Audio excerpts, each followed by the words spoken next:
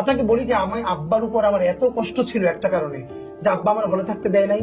আপনি জানেন যে ক্যাম্পাসের ডিবেট থেকে শুরু করে সবগুলো হলে হয় বেশি, এবং সেগুলো রাতে হয়।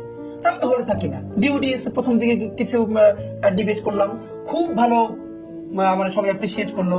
কিন্তু দেখা গেছে অনেকদিন বিকেলের প্রোগ্রাম, ক্যাম্পাসের বাস ছেড়ে আসে। তা আব্বা কোনো মতে বলে যে বাইচে থাকা জরুরি, এবং আব্বা মারা যাওয়ার আগে আব্বা বারবার বলতো যে দেশ খুব খারাপ হবে।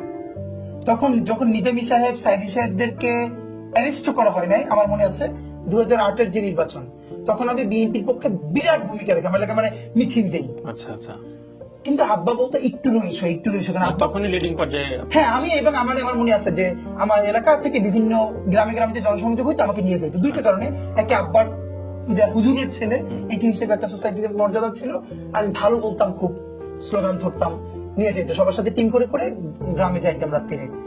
তো আব্বা বলতো যে এতই করা যাবে না, কারণ অনেক কিছু করবে, এবং আব্বাই বলতো যে বিএনপিকে ক্ষমতা আসতে দেওয়া হবে না। আমি এখন ভাবি সেইটা কিভাবে রিড করছে।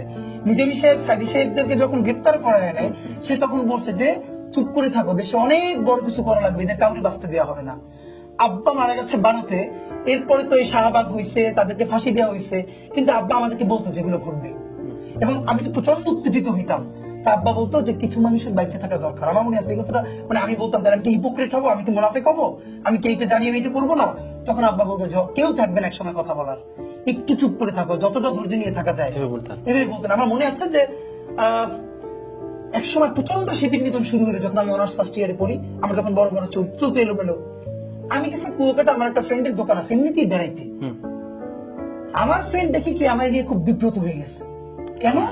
মানে ওইখানকার ওর দোকানদারের সবাই মনে করছে আমি এই পাঞ্জাবি পরি, হালকা দাড়ি, এলোমেলো চুল, আমি মনে হয় ঢাকা বিশ্ববিদ্যালয়ের বিরাট শিবিরের নেতা, এবং এখন পালাইতে ওর কাছে আসছি। এখন আমার বুঝতেও পারতেছে না, অথচ ও আমার অনেকদিন ধরে রিকোয়েস্ট করে যাওয়ার জন্য আমার ক্যাম্পাস বন্ধ, আমি 2 দিন বাড়িতে গেছি। আপনি কি সামাজিক অবস্থা আপনি চিন্তা করেন।